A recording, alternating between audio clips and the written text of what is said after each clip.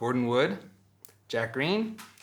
My goal for this conversation is to step back and get out of your way while you engage in a historical boxing match of legendary proportions. So get ready for action. I want to start off with a question, and that is, what have you learned from each other? Like, what's the thing you've learned the most from his work? And then you get to return the favor in the spirit of reciprocity. He is the dean of the constitutional history of the colonial period. And the relationship between the colonies and the mother country has never been better described than by Jack. And that's over 200 years that he's covered. So that's what I've learned from him. Well, I learned almost everything I know about republicanism from Gordon Wood, a book that I regard as, he would disagree with this, but I think it's probably the most important book published about the American Revolution, certainly by his generation. He reviewed it in the New York Times. He said it was one of the 6 most important books, I think. 6 most important, yeah. Yeah. Yeah, but I've raised now my you've changed opinion. it. Oh, good. I've changed my mind about that because I couldn't really think of 5 other names. What got you both fixated on American history? Jack? Well, I don't claim to be an American historian. Today, in fact, I'm a foe of the American national story because I think it's been very subversive for understanding the colonial era, which is often reduced in various books to being just pre-national, pre-American history. And it's not assigned much space, but it went on for 150 years. And most of everything that we'll be talking about later has deep roots in the colonial period. That's not why I became a historian. I mean, it was better than working. Became a historian because I was in the military, and I was in Japan, and I was originally going to go back to the Fletcher School, which is a training school like Georgetown for FSOs, Foreign Service Officers. But my experience in the military was so arbitrary, so strange, that I said, I don't think I want to work for the federal government. And so I applied to graduate school from Japan, and I applied to Columbia and to Harvard. And Harvard, I knew very little about each institution. I knew Jack Barzun was at Columbia, and I'd read a book of his. And then I knew Arthur Schlesinger Jr. was at Harvard, and so that's all I knew about the history department, but Harvard offered me more money, so I went there. And I took a seminar with this guy who had just gotten tenure, Bernard Balin, and he's a very exciting teacher, and I suddenly said, just early American history is great, but I agree with Jack. It's, my teacher in undergraduate school, he dismissed the colonial period. He said, we were using Morrison and Commager textbook. He says, just read those chapters, but don't bother about it because we're going to concentrate on the national period, which is the important period. And that's the way I had, until I met up with Balin, and he made the colonial period very exciting. So that's what determined my field, at least. But my determination to be a history was that I always liked history, and I was always good at getting grades, so why not go on with it? It's as simple as that. Well, I was a history major, and I did do a lot. I had two upper division courses, one on the 17th century and one on the 18th century. Neither one very exciting, but one had a lot to do with my going into history. There was a guy named Hugh Leffler at the University of North Carolina who had the most interesting teaching style. He gave us a 120-page list of questions, and he'd take up about 10 of these each time. And he was so skeptical. I'd never met anybody as skeptical as I was.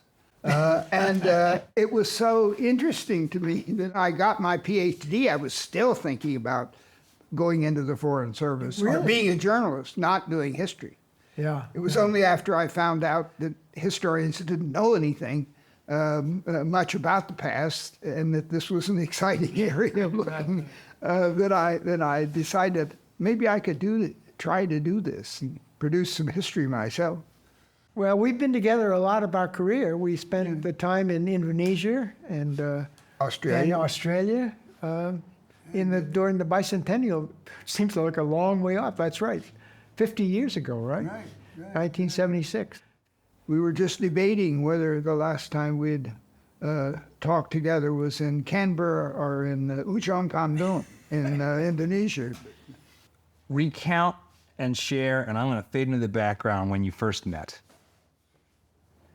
Oh, we knew each other from the 60s, okay? You know, Oh, yeah, right. I forget the exact place, but Not long after you got your right. degree, you were a fellow at the institute. I was a fellow at the Institute. Yeah, of and we Early met American at some convention. And then I was your critic at the little conference we had in 71. Oh, yeah, right.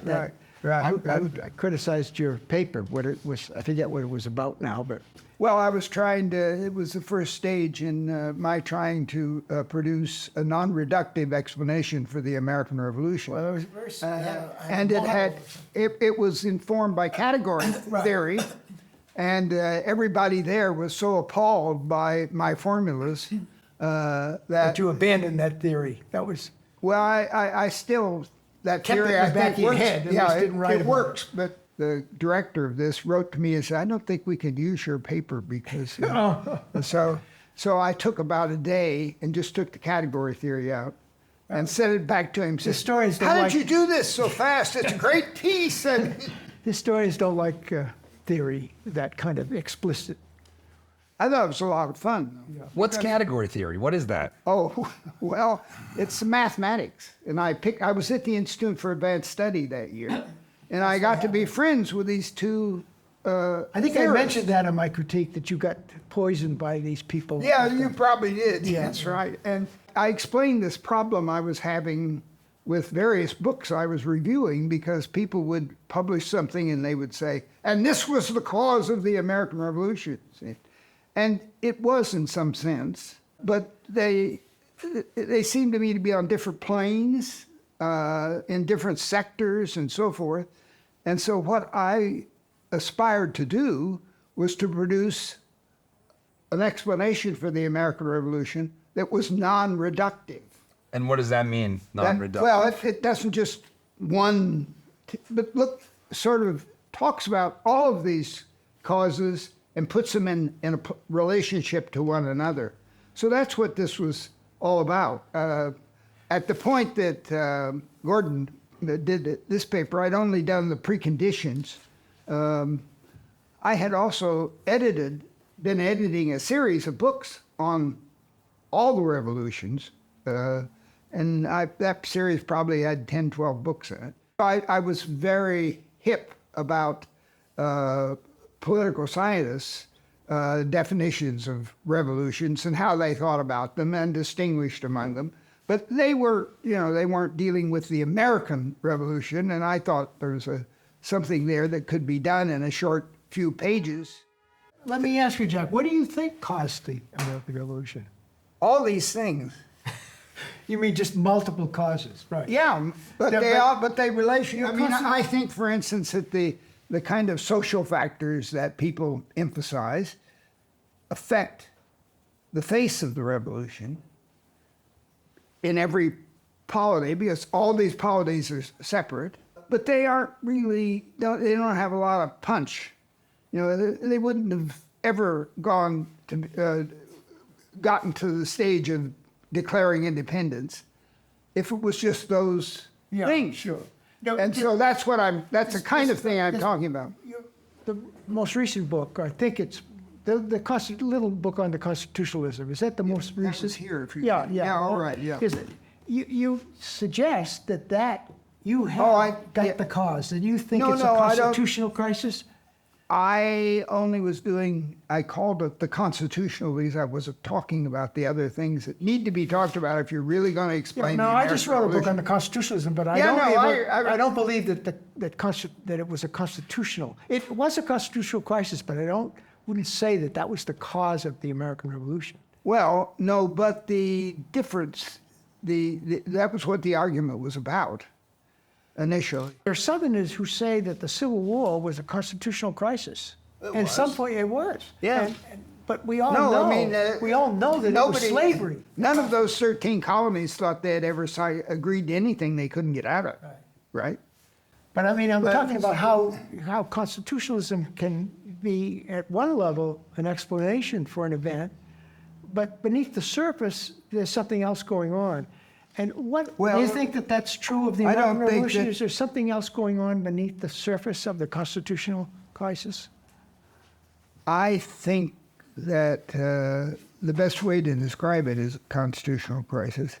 It's provoked by resistance, unexpected resistance, and lack of knowledge, and By the British. by the British. Yes. Yeah. Oh, I think there would never have been wouldn't have been an American Revolution of the kind that happened without the British doing what they did with the Stamp Act. And that was just going beyond what. So if Burke, for example, had really, he said, forget this stuff about sovereignty and all that. That's leave those debates for the schools. Just let them go. And like Nicholas Ray, who wrote a pamphlet, just let things alone. Just don't do anything. These colonies will benefit us without our having. I believe that. Do you believe that? Yeah, I think it would have gone on for a while, although I can't imagine. It's not like Canada. This burgeoning society would have, maybe within a decade or two, would have said, look, we don't need to be tied to, and there was to this monarchy, and there were so many people like Jefferson who had all these aspirations to implement the Enlightenment, to do things for their own colony. I mean, Jefferson immediately upon independence says, I'm going to revise the punishment, the religion, slavery. He even wants to tackle that. Education, he makes plans. So those, I think, would have led to some kind of break. Those seem to me merely new possibilities, which didn't get very far in most cases. Revising laws is an exception, but they didn't implement. I agree. They failed. But the fact that he wanted to do it is what I'm. Yes, but the possibility of doing it was not there before this constitutional impasse. No, I quite agree with you. But if the Brits had left it alone and done nothing, as they did for most of the decades, benign neglect, then it wouldn't have happened in 1776. I think that's true. But I also think, and this is something I did as my primary research project for about 10 years, that 1748 to 1764 was a period in which they made an effort to, British officials made an effort to change and got nowhere. Yeah. And they kept threatening, if you don't do this, if you don't accept this, we're gonna turn to Parliament. And they got no response, and they lost in almost every case. When you say no response, you mean from the colonies? For the colonies, yeah. I mean, they just ignored this. Well, and are they produced resolutions in legislatures with incredible claims about their local authority and rights? No one knows more about the bureaucracy in Great Britain dealing with the colonies than you. They were always full of plans. I mean, their file cabinets full of all kinds of ways. But the politicians at the highest level keep these things out. But when George III takes over in 1760, everything seems to change. How do you assess the impact of George III's accession to? Well, what changed, I think, doesn't have so much to do with him as with the victory over the French and the conclusion of the war, which frees up the Board of Trade then to go back to this policy. Bernard Nolenberg, you may remember that book. That's what first put me onto this, because he published a book saying that it was absolutely wrong to begin this looking at this new coercive policy in 1764, because it really began in 1759. And I thought, I'd done a lot of work on that with the 4 colonies I'd examined in my dissertation, and I thought, that's not when it began. And so I then spent a whole summer and went through the archives of every colony, continental, West Indian, so forth, and just looked at what was going on. And the empire was such a mess in 1748 that they appointed Halifax, the Duke of Halifax, because he was known as a man of business, to take over. Well, obviously, the colonies are becoming increasingly important, and so much important that the officials couldn't hide away anymore. They couldn't ignore them. And that was the Well, they first. could have. That was the first war fought with the French. They fought a number of wars during the 18th century, right? This is the first one where the major theater is in North America. That makes a difference. It's kind of a. Yeah. And so suddenly the colonies are really. Well, they back off. When they need colonial support, they back off of this in 1754. They being the Board of Trade, Oh, Halifax. okay. Halifax wanted to be the But American go back- secretary. I mean, I when- agree with you that even if George II had lived on into there would have been a problem. Yeah. But how does George III aggravate the problem? It seems to me his accession makes a big difference in the politics of the 60s. Well, it does because it leads to George Grenville. Right. And, Who's that? Well, he was a member of Parliament, and he had been in various ministries one way or another, and he became prime minister after. Well, There's another one maybe in immediately between. wasn't there somebody in It between? could be. Newcastle. That's one of the problems that George III comes and he's going to rule because he's the first Hanoverian king who, first of all, is reared in England. He's born in England, reared in England, he knows English. And there have been two people before him. His grandfather and his great-grandfather, who were Germans imported into the realm. From Hanover, which was a separate realm, just like the colonies thought that they should be. So the Americans are getting along in No, the they're colonies, doing fine, their but- thing, and in comes this young Well, Turk king. he disturbs the politics. I think he aggravates. You have a whole series of ministries that come, and then fail. He can't find anybody that he's happy with until he gets to North. Grenville is dismissed, but not because of the No, Stamp Act. no, not That's because what's of so Stamp Act. interesting. So George III is He was ascends more to the active. throne. He was much more active as a king in all domestic. Have you Well, read this new book by Andrew Roberts? No, I haven't. He tries to defend George III because he thinks Americans had not understood him, that he's consider him a tyrant. Most historians don't think that way, but maybe the general public does. He's certainly not a comic book character. No, he's a very... He's a person who deserves all those things that were said against him, and he permitted them, and so did his he's a predecessor. hawk, but imagine from his point of view, he doesn't want to be the king who lost North America, all these Well, wealthy he certainly colonies. did. I know, he lost proceeded them, but that's with all why, the right steps to but do that's that. why he's a hawk all the way through. More of a hawk than North. So when you say hawk, what do you mean? And he wants to stay and fight. He's the battle it Douglas out. MacArthur of the fight. Well, he wants to. The Stamp Act raises the question of how, first place, Grenville never expected that there would be this uprising in America. There would be actual resistance. He thought they would knuckle under to the authority of Parliament, which itself was not well settled. It was very, very much up in the air at that point. And he actually introduced the issue in his speech introducing the Stamp Act. What exactly is the Stamp Act, and what happens on both sides of the Atlantic, in the run-up to its passage and in its aftermath? So Jack, let's start with you. Well, What is this thing, and why does it get passed? Well, it gets passed because Grenville was particularly concerned about revenue.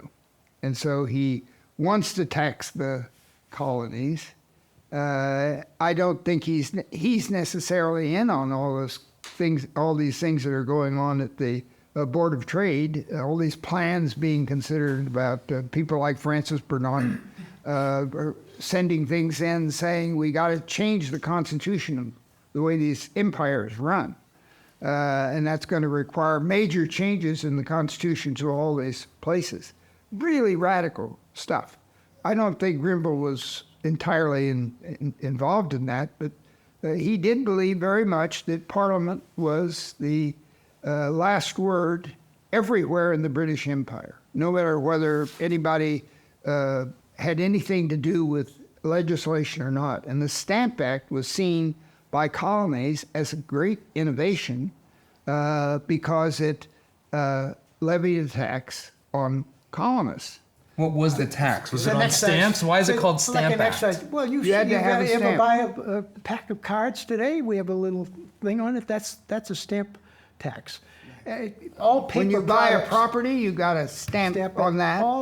When you all get paper- married, you got a stamp on the all license. kinds of legal documents, newspapers, everything would have had a stamp on it, and you would have. It's a very effective way of raising revenue. And the colonies had enacted stamp acts themselves for their own. But this is an innovation coming in. It didn't. But it is. I They think- were all repealed very quickly. I know, but it is important to realize how desperate the English felt. I mean, they had just fought this war. The debt is really high. We know what debt is. Their proportion of interest on the debt was higher, I think, than the peacetime budget of the English government. So just paying for the interest, which we're now experiencing, as you know, is a big chunk of your. And so they look at this American colonies. We fought this war. It benefits you. We removed the French from your backside. And so they felt, why should, and of course soldiers coming back said, boy, that land of milk and honey over there, they're really living high. Good looking gals, too. Yeah, they had a lot of wealth over there. So why shouldn't they pay something for this war we just fought on their behalf? Did they make that case to the colonists? Probably not. Well, well, certainly there's certainly polemicists in England supporting the Stamp Act made that case. Yes. But is But- that making its way to our shores? Oh yeah, and there was immediate response, which was, "What do you mean you're fighting that for us?" One, we contributed a whole lot of money to it, which is certainly true of Massachusetts, New York, Virginia, the main colonies, really. But it's true of all the colonies except Maryland, who managed to avoid ever giving anything. I think maybe one small little subsidy for these. But Massachusetts had a terrific debt of its own, especially in comparison But to the the problem number is of the people. principle of the thing. The idea that they could be taxed by this body 3,000 miles away. They mobbed the stamp agents, and except for a little bit in Georgia, no stamps are ever issued. It just brings, and the Parliament, this is what's important to understand, the Parliament has to take back what it did. And Parliament doesn't do that. I've been reading some of these pamphlets, and one guy produced a whole list of things where they've taken back legislation because the public wouldn't accept it. And it was law only in the sense it was on the books. It wasn't real But law. the idea of There was- mobs forcing the parliament to, that really is hard to take. I think a lot of There's a people, lot of mob activity around John Wilkes. yeah, oh, no, I understand it. But I mean, the idea that you mob and then therefore parliament backs away, you can imagine what a hardliner in the British House of Commons thought about that. A new ministry comes in, the Rockingham Whigs, which is Burke's party, who believe in the sovereignty of Parliament more than in spades, but at the same time, they have merchant connections and they want to get rid of this thing. So they call in Franklin. This is when Franklin has to testify to kind of, don't you think, prepare the way for the revocation? Sure. And then they couple it with this declaratory act. By the way, in case you think that we're not able to enact the Stamp Act, we are declaring that we can legislate over you on all matters whatsoever. Yeah. So, Jack, my understanding of the way you think about constitutions and talk about it, is that all of these different units Had a constitution. had a constitution, but we think of the Constitution and it's a document. You can go visit and look at it, but none of them, not the British, not any of the colonies, had a written one. So we're talking about whether or not we have the right and whether we have the power, and is it a constitutional crisis? How does that all work if none of it's written down? How does that work? Well, it's How are we getting a debate? It's like, well, show me where it's written. It still works that way in Now, the UK. But it is interesting. Jack and I were talking about this earlier. In these documents that we've been reading, these pamphlets, they refer to the British Constitution. And I was just wondering whether, there is an issue in Israel today. It has no constitution, no written document. Does it have a constitution? Does anyone refer to the Israeli Constitution the way that we refer to the English Constitution? Neither of them have a written document, but somehow the British had a mindset that imagined the Constitution that existed that they could refer to. And in Israel, they have precedents, they have what we've been doing, but they don't have that same sense of a constitution. I don't know, maybe you can remember what from the press, whether they ever refer, they've gone through a crisis over their judiciary, and they're feeling. But back to the American Revolution, well, this point of the Constitution is important, that the British had a Constitution. No, absolutely, but it's, if you did a word search, if you had all the contents of the British Library, you could type in the word Constitution, and it would be 1 million or more. Oh, easily. Yeah, I mean, it would be a very, very long thing because nobody doubted that they had a Constitution. This idea that a Constitution had to be written down is a crazy American response to the situation they were in. Since they couldn't persuade the Brits that the Constitution of the Empire was what they said it was, they wanted to write things down and get it in black and white so you could see it. There would be no... So was the American Revolution it's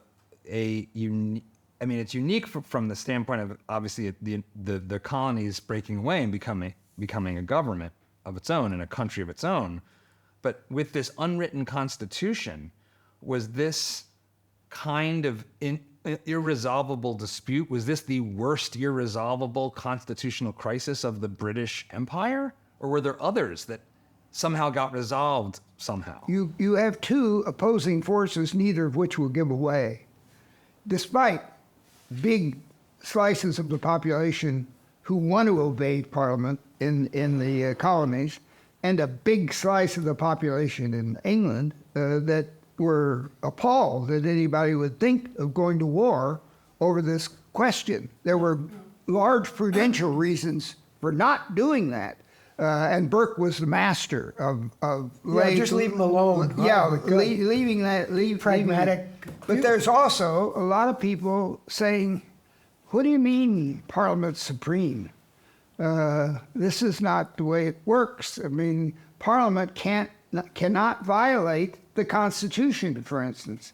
It cannot violate fundamental law. There are just lots of things that Parliament can't do. So, but that's a minority. William Pitt is living in a strange world. Well, Pitt had a very shallow understanding of that. Isn't it important to understand the role of the Parliament in English thought? Parliament is the bulwark of English liberty. It was the author of the Bill of Rights. It was the author of the Habeas Corpus Act. Every single tyrannical act by the Crown, Parliament was used to protect English rights from tyranny. A good Whig just worships Parliament.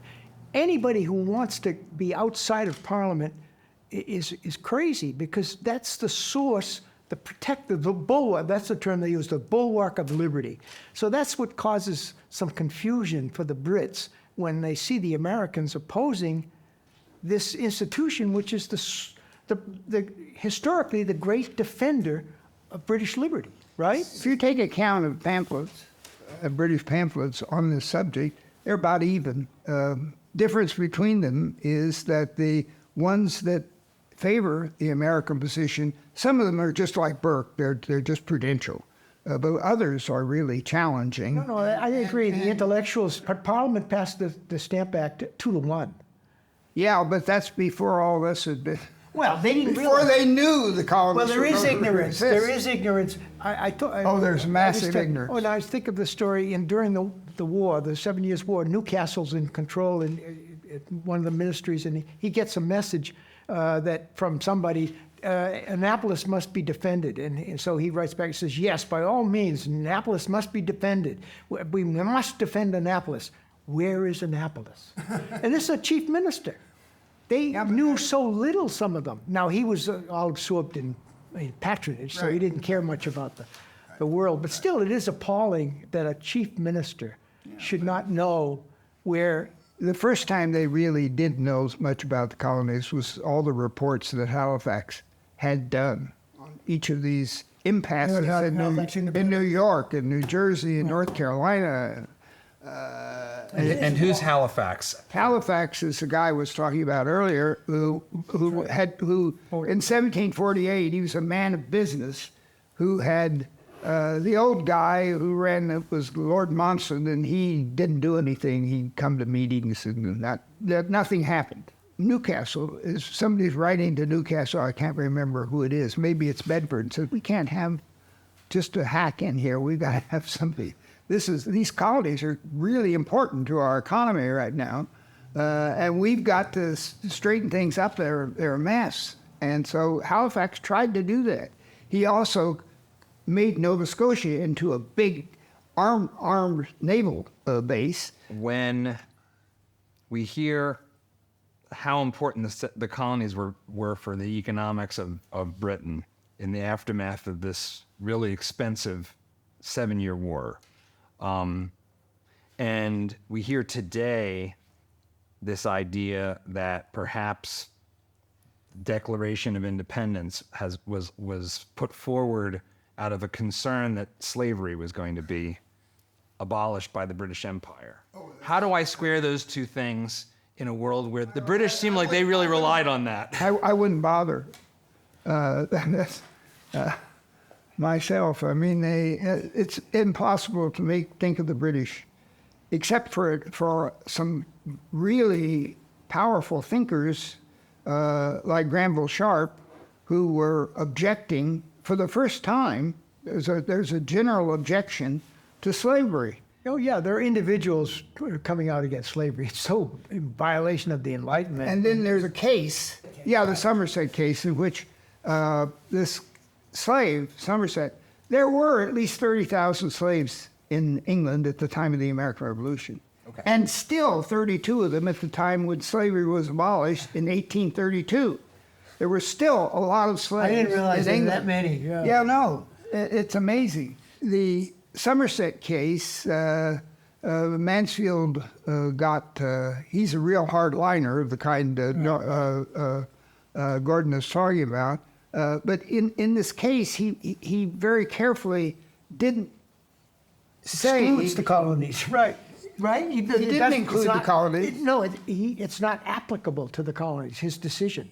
Oh, no, it's not applicable to anybody but Somerset. I know. So what he did, he said the soil, it declared in this preface that the soil of England was not conducive to freedom.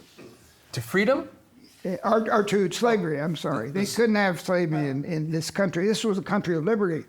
Hannah Jones and her helpers are not using this because they realize this is not, in their argument, they're using the Dunmore Proclamation of November 1775. That's their evidence, which is crazy because, as I explained earlier, Dunmore is sitting out in the Chesapeake Bay because he's lost control of the government. The Patriots are already in control. So as far as Virginia's concerned, the revolution is over. Now they have to fight a war. But nonetheless, in terms of ousting crown power, it had already occurred. And beyond that, I think the telling argument against that position is Virginians really took the earliest lead in denouncing on constitutional grounds the Stamp Act. And they produced some really interesting pamphlets, which we're going to be considered in a couple of days, early on, making this case, particularly by Jefferson's mentor, Richard Bland. But anyway, Virginia prided itself on taking the lead in this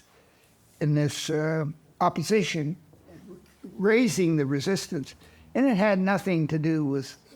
Slavery was no inhibition. Well, let me introduce the fact that not much well known.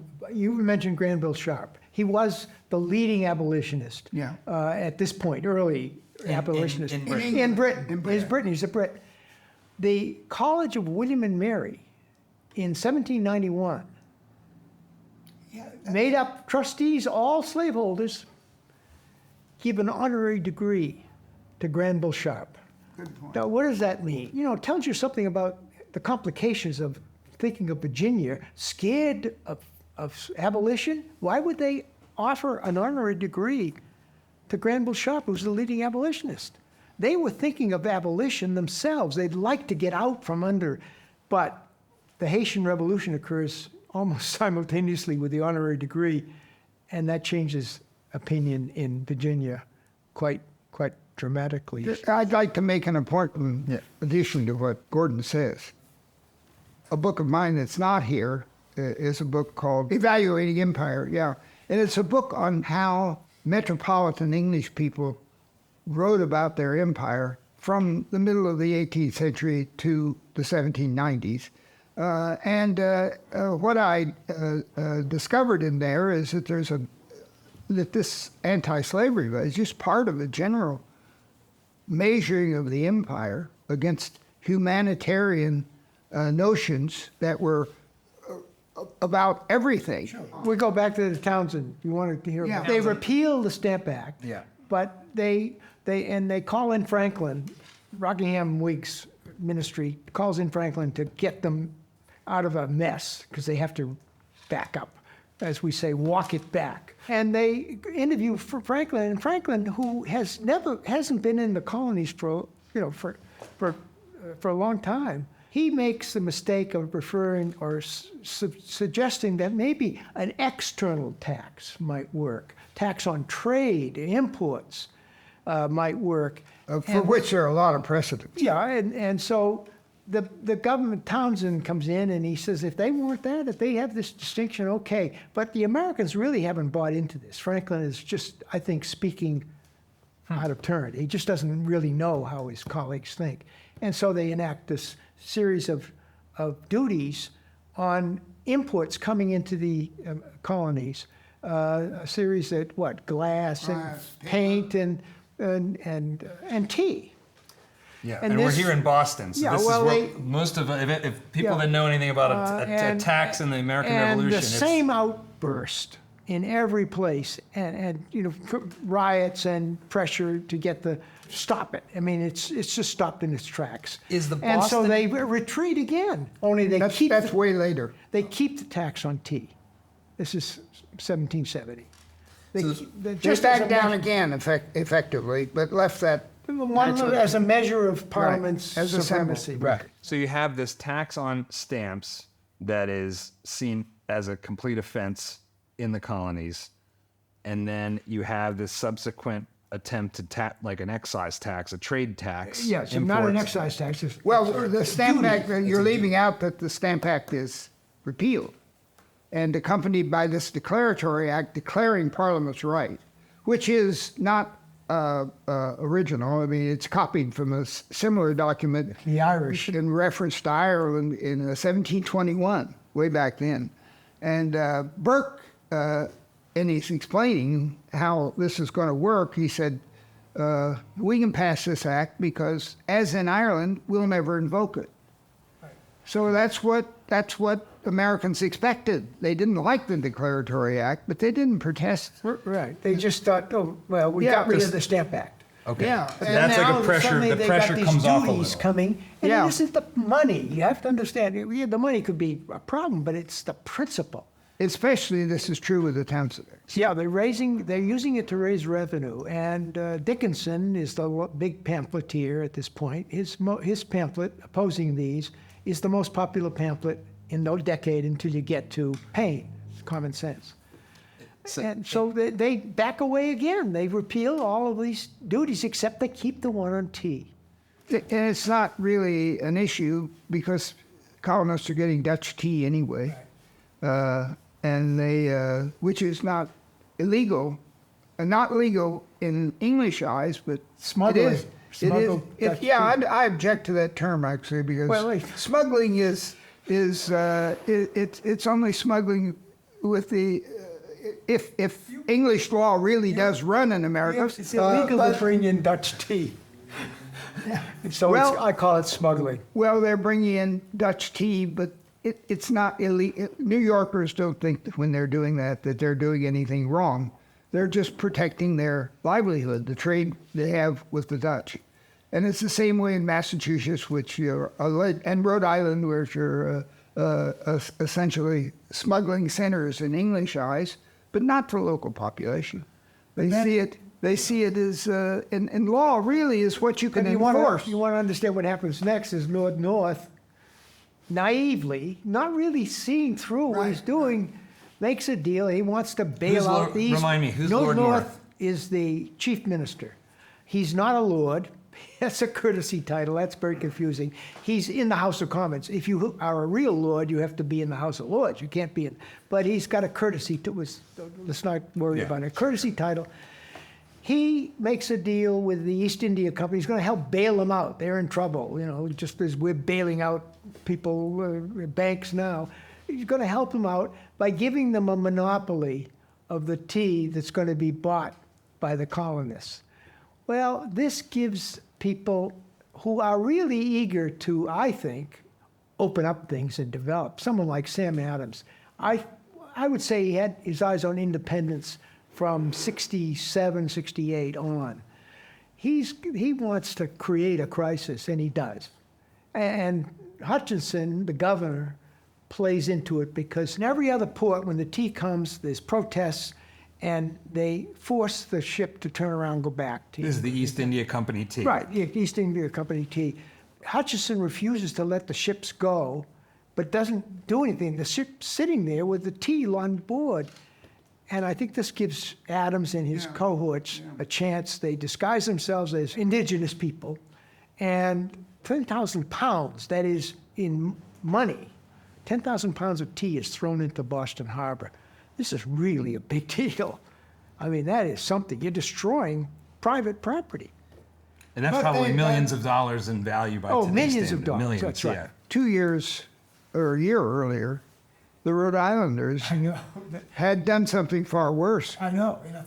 Because they were annoyed with this English boat stopping everything, and English naval warship. they too. ate an English naval warship, and it went aground in what's now Cranston, Yeah. Rhode Island. A number of boats descended on it at night, took everybody off. Yeah, they wound the captain. I mean, this is a naval commander, and they burned a naval warship, a British naval warship. Can you imagine what that?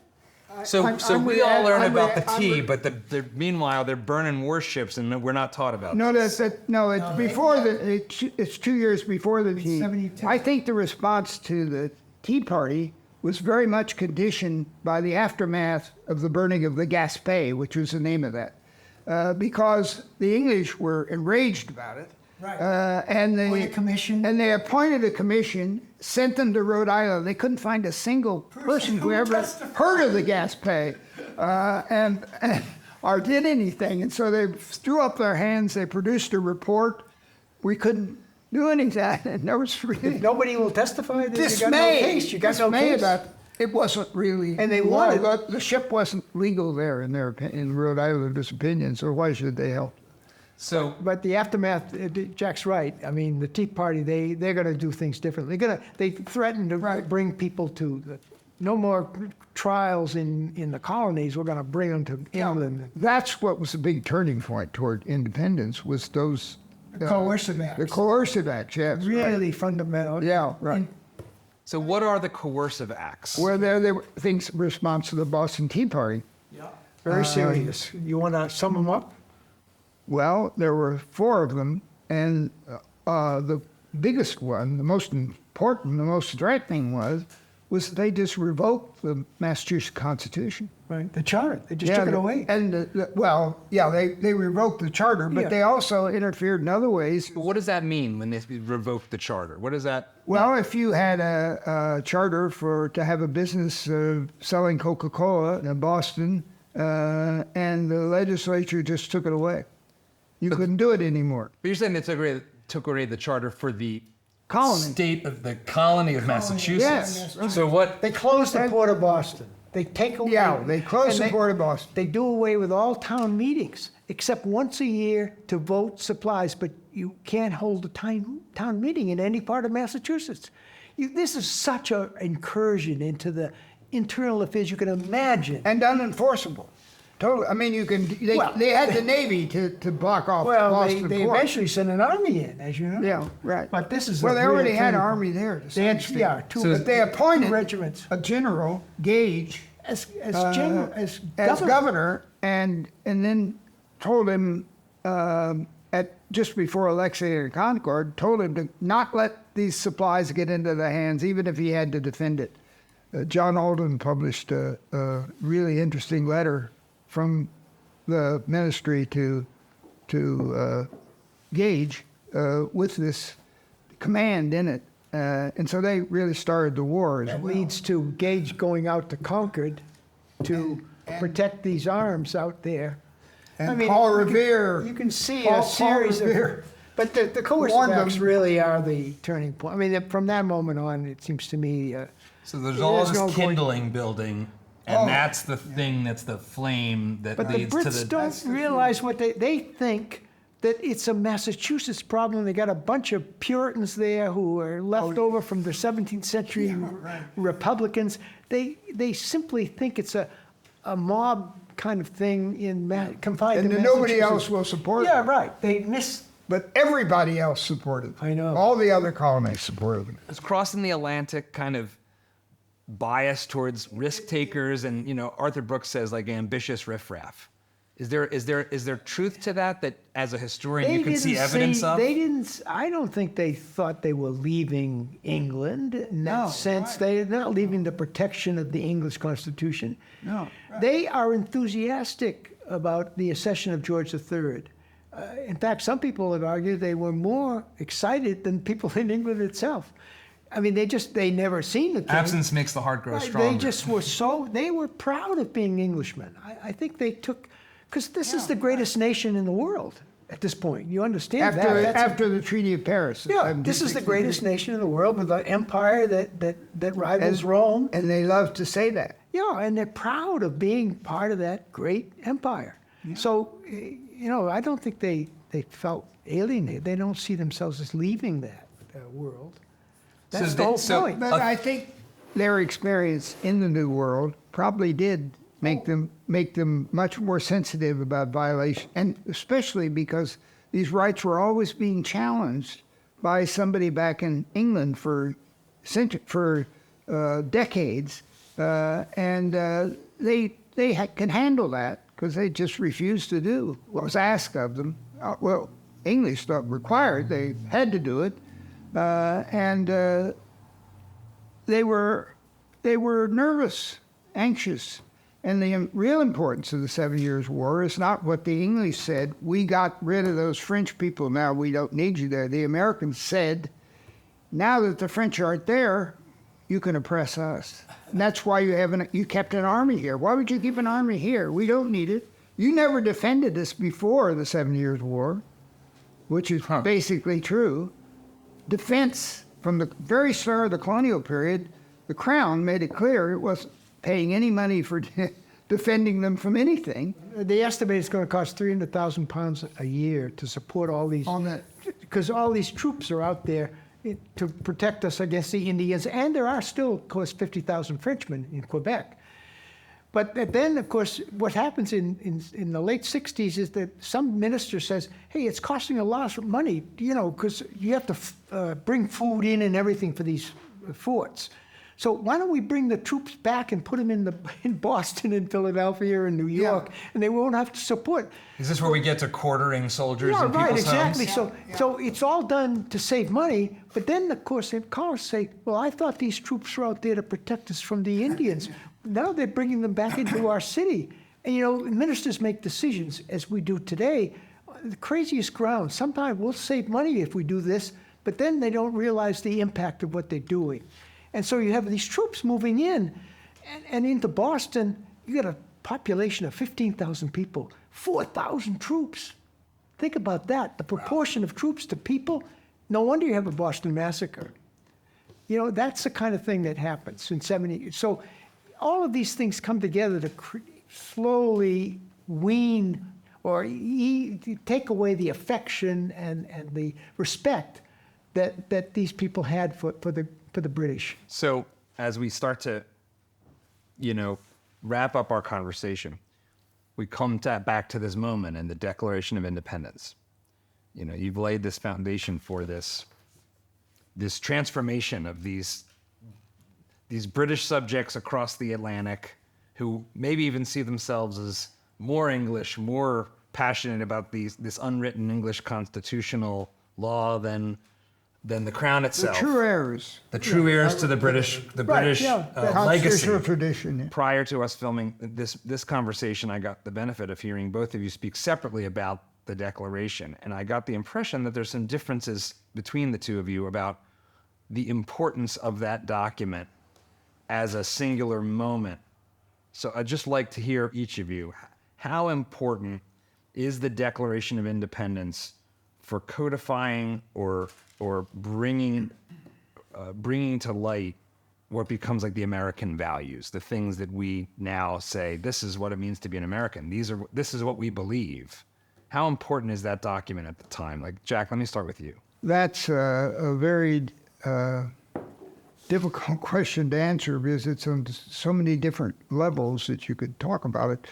But I think the focus of modern scholarship has been pretty much to show that Americans didn't pay much attention to the Declaration of Independence after it had been made. They were too busy fighting a war and so forth. No, that's true. And the Constitution has been much more the revered document. But the Act of Independence is a pretty radical thing. It's the first time John Locke wrote his two treatises of government and said that whenever a government becomes a tyranny, the population has two choices. They can leave, exit, or they can throw them out and make a new government because they are the ones who are the source of power in the Constitution. It's the public at large. Parliament is whatever the legislature is just the, and they actually enacted this, and said they were doing it. They acknowledged them, and that whole first paragraph is just full of that Lockean concept. And then the other thing, though, that I think has been less appreciated, much less talked about, are the grievances themselves, which I regard is a pretty clear summary. Attributed to the king was a confession that they had repeatedly appealed to the king, as well as to Parliament. Kings are supposed to take the side of the public and to be charitable toward them. And George III wouldn't even read the petitions that he might have read them, but he never admitted that he had read them. And so they just had given up here, and they just set down all the different disputes that had gone on in one place or another, and sometimes at the same time in a number of places. And that was a case that proved his tyranny, and they had long since given up acknowledging any jurisdiction by Parliament. That's right. They only had one legal break to make, and that's with the crown, because at this point they had already agreed. I agree, Jack. The immediate response, the Declaration is ignored, essentially, and they don't pay much attention to it. I think the first reference they didn't even know who wrote it. Jefferson gets mentioned in the 1780s, but by the 90s, when Jefferson is emerging as a Republican opposition to the Federalists, he becomes the author of the Declaration. And at this point, as I was saying, John Adams goes out of his mind. He can't stand this. The author, who the hell is that? What did we were a committee. We gave it to this young squirt because he had come into the Continental Congress late. He was a fancy man with a pen, but he was by no means the most important member. And John Adams is beside himself. He's on about 25 committees, chairing half of them. And he says, I would have written myself if I was known it would become so important. And what happens is it becomes increasingly important. By the first or second decade of the 19th century, it reaches a point where Jefferson realizes that this is going to be important, and he decides when I die, it's going to be author of the. it's going to be the first thing on my gravestone. Help me understand the way the Declaration is received in Britain. Is it circulated? Is it the talk of the town? What's happening A lot of people in London? say, "We told you so." And a lot of other people denounce it, answer it point by point. Thomas Hutchinson, who is the governor of Massachusetts, he's been, he was recalled and get replaced by this General Gage. He's over there. He's really yearning. He'd love to get back to. He just loved Massachusetts, but he's isolated now. He writes a really interesting pamphlet in opposition to the Declaration. Makes it, I think, he's a very smart guy, probably one of the smartest men that Massachusetts has ever produced. He just tears into that Declaration, and it's a great pamphlet. We should use it when we do the next one. Well, are there writers in England and in London that see the Declaration as an expression of their English values? And write about that and say absolutely. It's like, look, this is our Constitution brought to life. What's happening? There's a whole school of people who want electoral reform and want to extend representation to other places. And there are various. They make exactly that point with regard to. I mean, the war is, there is an English. It's sort of like us in Vietnam. There are a lot of Jane Fonders, so to speak, in England, who are opposed, and they form an organization to support the victims of the Battle of Lexington and Concord. Can you imagine in Britain, in London, to organize with that title? Is the Crown and the Parliament cracking down on Brits who voice support? They don't have the force to do that. Oh, so there's no police. There's no police in England. Also, they believe in free press.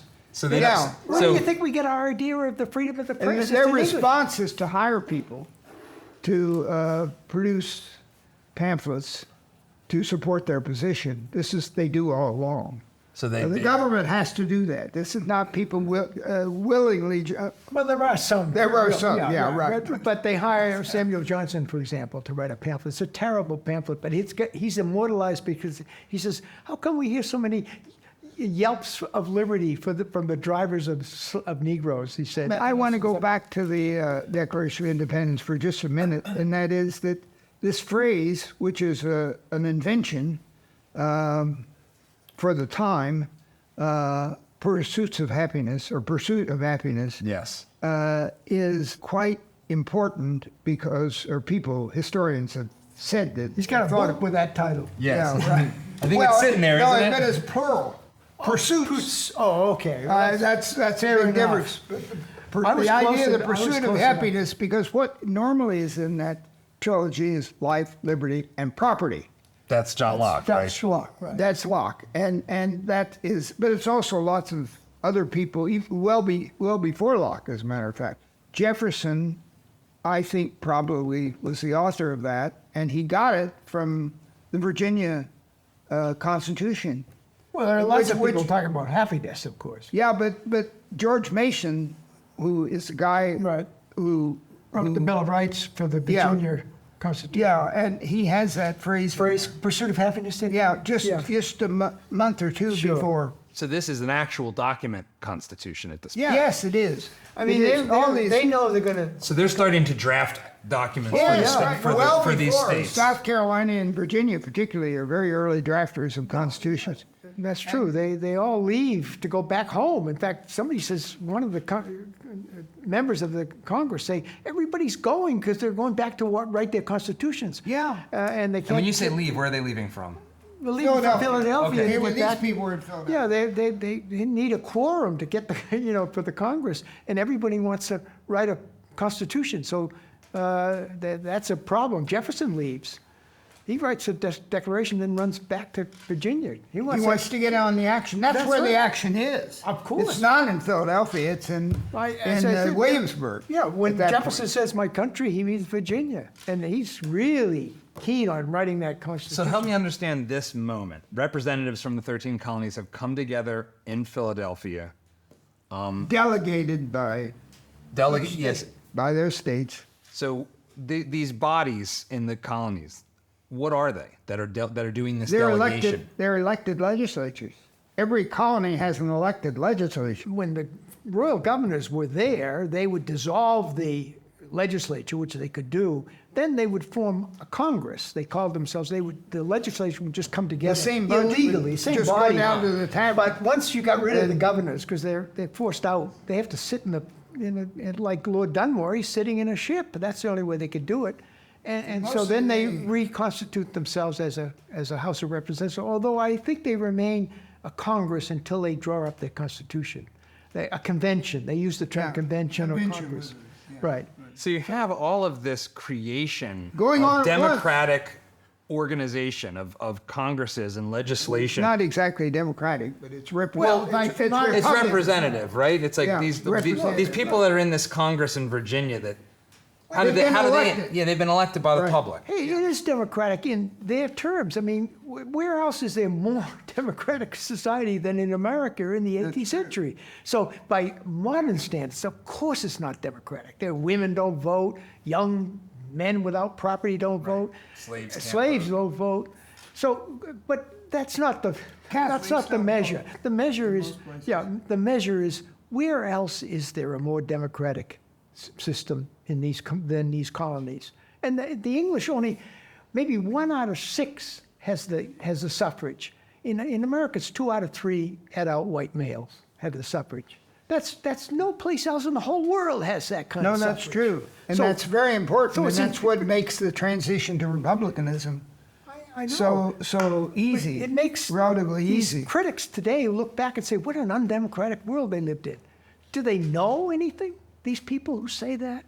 They don't realize Well, that. but it is important to know that. Well, yes, of course, Because- because we live in the present, but No, not because we live in the present, but because in the past it was assumed that if you didn't have money, you shouldn't have a voice.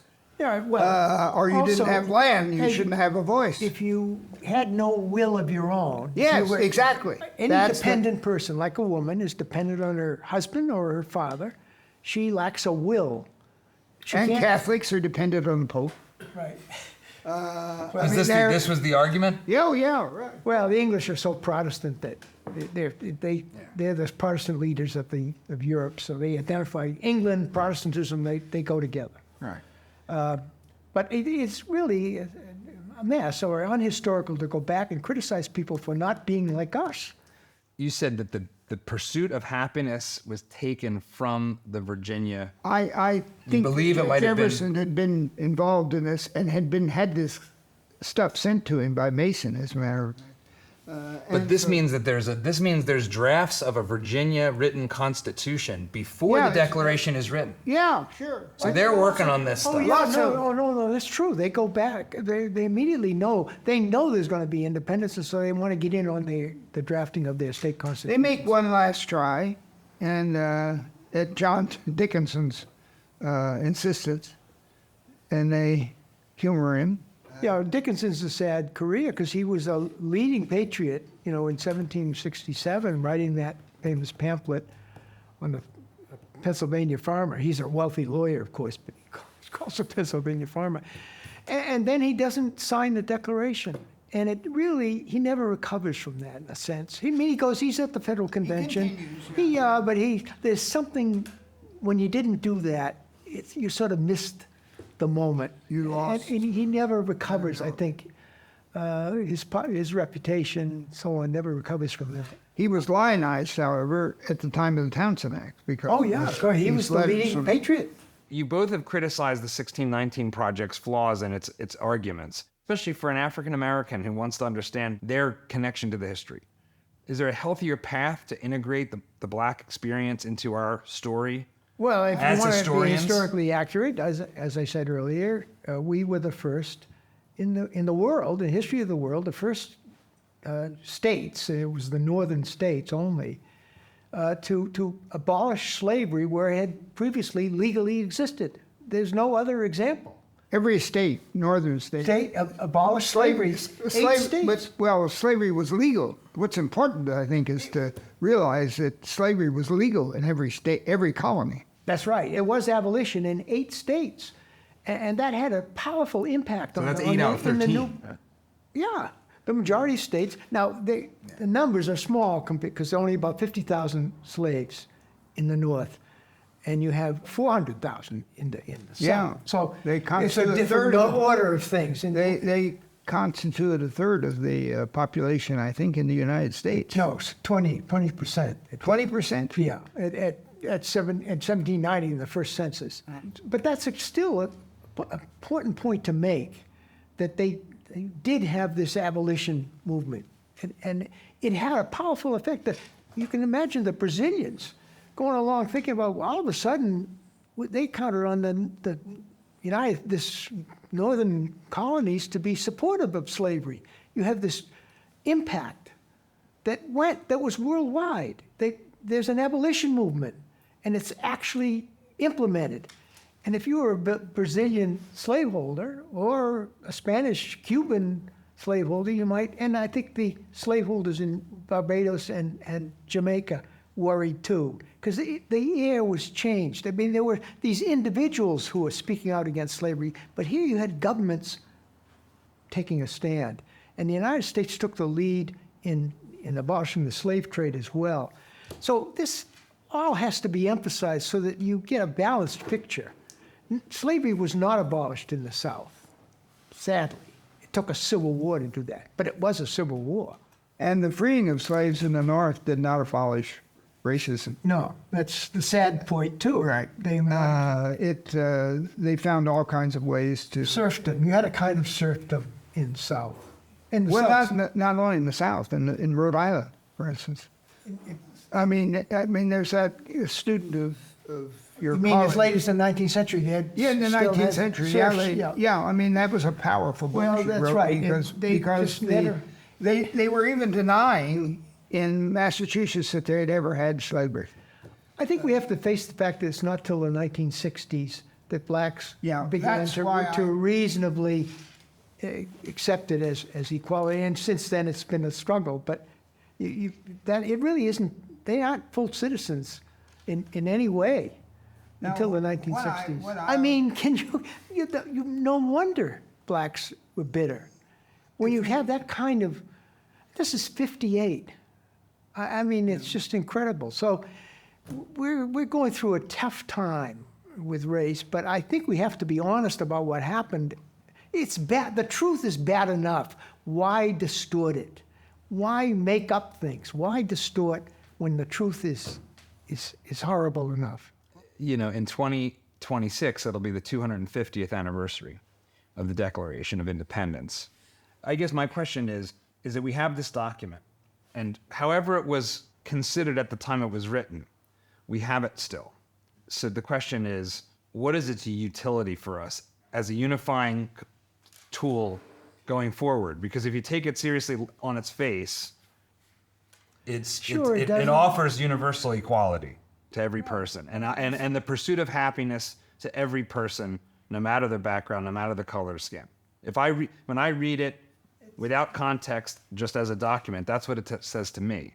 How do you think about it? Aspiration. It's our ideal. It says everything we'd like to be. And of course, it acts as a very important, as it did for Lincoln, it acts as a guide for him. What is it we want to be like? And I think that's how he has to see it. It is by far the most important document in our history because it legally created in the United States, but then infused into the culture these values of equality and not created by them. I agree. Lincoln is the one who really makes the document central to our. And others that follow. He creates the founders. The founders, for most people in the antebellum period, are the 17th century founders. It's Lincoln who makes them really important. But even into our present, whether it's Martin Luther King or Barack Obama, they refer to this language. That's right. And, as a unifying call. Jack, what do you say? Well, I mean, at the time, Simon Schama wrote a pretty much ignored but very large book on the response to the Declaration of Independence. At least that's a substantial part of the book among blacks. And he found lots of evidence in South Carolina of people saying, "Hooray, we now are equal." So among blacks, certainly that was a general phenomenon. But it's a very important document. But I don't think for that the reason promises of equality that are held out are and have always been an illusion. Because if you have a society with liberty, you will also have a society of inequality. There's no way around it. And so I don't myself ever expect to see equality. The best we can do is equality under the law, and we'll never have. Oh, Jack, there's more to that. I mean, Americans are a very egalitarian people. Europeans They know are that not. when they see it, Americans come over, they feel Americans act as if everybody's going to be their buddy. They have a kind of chutzpah that's just extraordinary. Every European will tell you that. And the only rival we have are the Australians. But the Australians, their equality comes with a real chip on the shoulder. You know, those palmy bastards, we're going to get them. They're a very egalitarian society, and they believe in equality. I think you can have inequalities of wealth and so on, as long as you feel that the next guy is just the same as I am. And nobody likes pretension. Nobody likes any kind of putting on airs. That's the kind of equality that America's had, and it's celebrated. They don't have to be equal in wealth or even in education. All they have to do is be themselves. Born? The sense that I I'm think as good as the next guy. I think that's pure romance. Well, it may be romance, but if you go abroad and watch Americans dealing with foreigners, they take for granted. I'm that they talking are, about how Americans deal with one another. I think the racial prejudice No, is so I think powerful. that's true. I agree and with it that. doesn't apply just But to... it is changing. It is changing. To wrap things up, I want to look ahead. You know, you both have spent your careers investigating our past and helping everyone have access to it in a new way. What does the future look like as we try to advance, as we all try to advance towards a more perfect union, as they say? What hope can you offer for The that one thing I've idea? learned from history is that the people back there didn't know the future. And that is what we don't know our future any more than they knew their future. And that is something we should take into account. We should be more cautious and more pragmatic about what we're going to do. That's the one lesson of history. I think it leads to kind of pragmatism, a kind of caution. You just don't know the future. We don't know what's going to happen. I mean, we could be, we could have all kinds of war and so on that we just can't predict. So I wouldn't want to predict, but I'm optimistic because based on how America's handled its problems in the past. There is a lack of patriotism that I think is more excessive than any other time in my lifetime. And so that is a little worrying. But the problems are, the problems 100 years ago were very bad. People forget. I mean, we didn't live through it, but we have to recover it. I mean, the crisis over immigration, the end of World War I, the Attorney General was talking about freedom of the press, talking about freedom. There were all kinds of assaults on our rights. It was a bad time. Jack, you conspire against optimism, but I'll give you one more shot. What's the most optimistic take on how we continue to Well, progress? my best hope for the anniversary of the Declaration of Independence is that it will stimulate some really good non-political and focused entirely on understanding work on the American Revolution by historians. What other people do with it, You mean we haven't solved the problem? We haven't solved it already? I don't even want to talk about them. I mean, I don't want to rehash the stuff that we already know or think we know. I know. There's all kinds of other things that we could work on. A big event like that's going to be reinterpreted till the end It of should. the Republic. Yeah, right. And it Right. will be reinterpreted Of course. again. But every time we learn more. Right. Though people forget in a hurry. I mean, I was complaining this morning about forgetting all those state studies of the Revolution that were produced in the 1960s and early 70s. And now if you read a book about the American Revolution, it's a homogeneous thing somehow. It's just a national event. And it was, I'd like to kind of end this with a quotation from John Adams. I've written a book about it. Yeah, right. His friendship with Jefferson. Right. He actually knows something about John Adams. So what is your quote from Adams? Pardon? What's It's a your quote? quotation from an exchange he was having with Mercy Artis Warren. And I don't know what she asked him, but he wrote back, you ask what the principles of the American Revolution were. It can be said that they were as various as the 13 states that participated in it. And then he said, and on reflection, I would say that they were as different as many people who acted in the revolution.